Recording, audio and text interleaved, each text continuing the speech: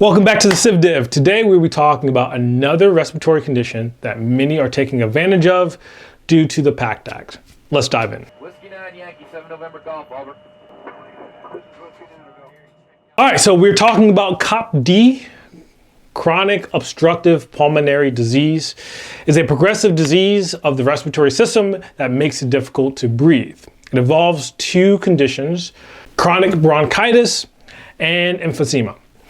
So chronic bronchitis causes ongoing inflammation and irritation in the airways, leading to mucus buildup, while emphysema damages the air sacs in the lungs, reducing their elasticity and making it harder to expel air. So most individuals with COPD have both conditions, leading to the symptoms such as persistent cough, mucus, shortness of breath, wheezing, and a tight filling chest. So we all heard of the PACT Act, so I know you guys pretty much are masters at this by now, but military service can contribute to the development of COPD through exposure of airborne toxins, such as those from burn pits and chemical fumes. Like I said, the PACT Act recognizes that veterans exposed to the burn pits are at much higher risk for developing COPD. So just for familiarization purposes, this exposure is presumed for those who served in locations such as Afghanistan, Egypt, Jordan after September 11, 2001, and in the places like Bahrain, Iraq, or Kuwait after August 2nd, 1990. Other risk factors include long-term exposure to pollutants, cigarette smoking, conditions like asthma or HIV. VA rates COPD under the respiratory schedule for 38 CFR, primarily based on its severity of the symptoms and your lungs functions test results. And we'll go over what those are.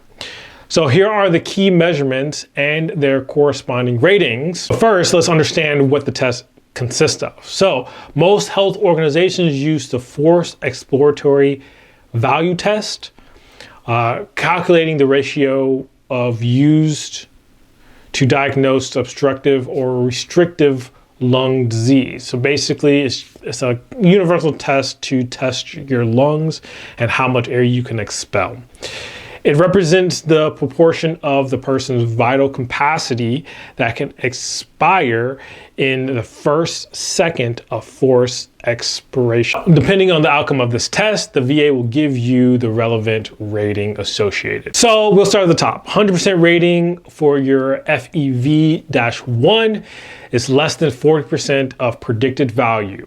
So the ratio is less than 40%, or if you require outpatient oxygen therapy. So those guys walking around with their tanks or their hip tanks, all of those are going to then require or give you 100% for your FEV and 100% for the rating for your COPD. 60% rating is between 40% and 55% of predictive value.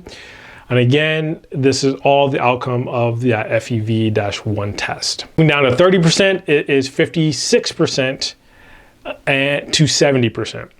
And then for 10%, it is 71% to 80%. So additional factors considered for rating includes the diffusion capacity of the lungs and talking about the moving of carbon monoxide expelling from the body and the maximum exercise capacity, episodes of acute respiratory failure and heart failure. So all of these can contribute to a rating for COPD. Again, we can't talk about conditions without talking about the secondary, and COPD can lead to several secondary conditions that might also be eligible for VA compensation. This includes sleep apnea, again, difficult breathing during sleeping, can be exacerbated by COPD.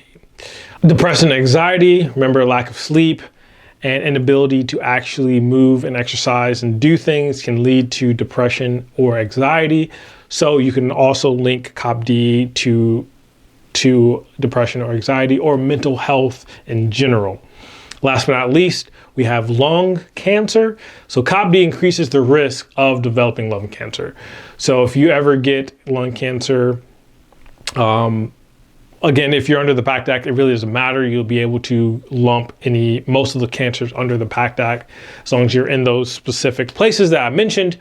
But just know that if you are diagnosed with COPD, you are at increased risk of lung cancer. All right, so this was a short one, but that's everything I have on COPD. I wanted to make it very, very short and sweet for you guys. So as always, this is Jay with the CIVDIV. Stay informed, stay resilient, and I will see you next time.